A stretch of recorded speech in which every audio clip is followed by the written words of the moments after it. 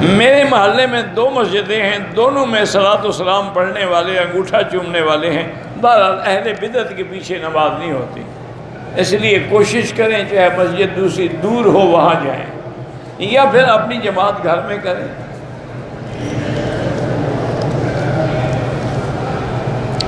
میں حافظ قرآن ہوں، کیا میں اپنی منزل اپنی بیوی کو سنا سکتا ہوں؟ کیوں نہیں سنا سکتے؟ استاد بن جائے گی تو تیری ماں باپ بن جائیں گے، کیوں نہیں سنا سکتے ہو بھائی؟ باقی باتیں سنا سکتے ہو، قرآن نہیں سنا سکتے۔ لوگوں کا خیال ہے نا جس سے ہم پڑھتے ہیں تو استاد تو باپ ہو گیا، تو اب جو اس کو ہم قرآن سنائیں گے تو استاد بن گئی، وہ بھی میری ماں بن گئی۔ نہیں بنتی جناب، سنائیں آپ اس کو۔ ایک آدمی بیمار ہے السر کے، اللہ شفا عطا فرمائے، مسجد جیرانہ سے عمرہ کر سکتے ہیں؟ کر سکتے ہیں۔ دوران طواف قرآن پڑھ سکتے ہیں؟ پڑھ سکتے ہیں۔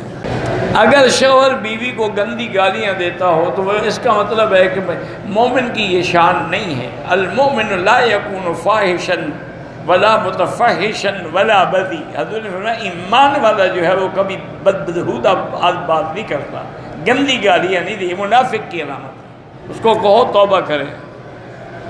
خدا حافظ کہو یا اللہ حافظ کہو، معنی ایک ہے، خدا ترجمہ ہے اس کا۔ گھر میں نامحرم ہو، تم نامحرم کے سامنے بیوی نہ جائے، بس اپنے کمرے میں رہے، اپنے کمرے میں اپنے شوہر کے لیے تیار ہو۔ عصر کے بعد کوئی قضا نماز نہ پڑھیں، مغرب کے بعد پڑھیں۔ عمرہ کرنے والے کو حاجی کہنا جھوٹ ہے، اس نے حج کیا ہی نہیں تو حاجی کیا مطلب؟ عورت شوہر سے ناراض ہو کر حرم میں عبادت کے لیے آ سکتی ہے؟ نہیں آ سکتی ہے اس کی اجازت کے بغیر۔ اس کی عبادت ہی شوہر کی خدمت ہے۔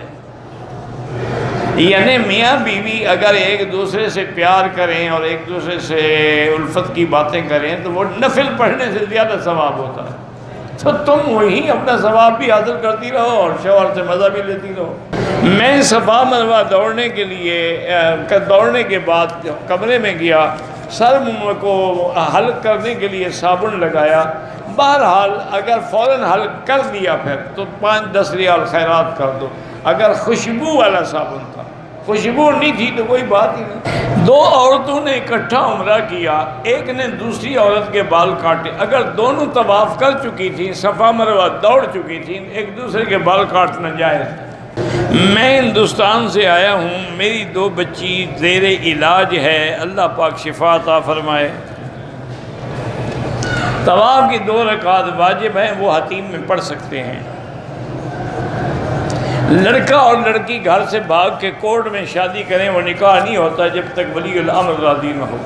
ہم یا ہمارے بچے جب واش روم میں جاتے ہیں تو ہمارے واش روم میں مینڈک آ جاتے ہیں اور گھر والے بیمار ہو جاتے ہیں، تو آپ سورۃ البقرہ پانی پہ دم کریں اور سارے گھر میں پھینکیں، سارے گھر میں ڈالیں، اندر باہر ہر جگہ حمام، تو انشاءاللہ پھر شیطانی اثرات نہیں ہوں گے۔ دوران طواف نظر نیچے رکھیں، کعبے کو نہ دیکھیں۔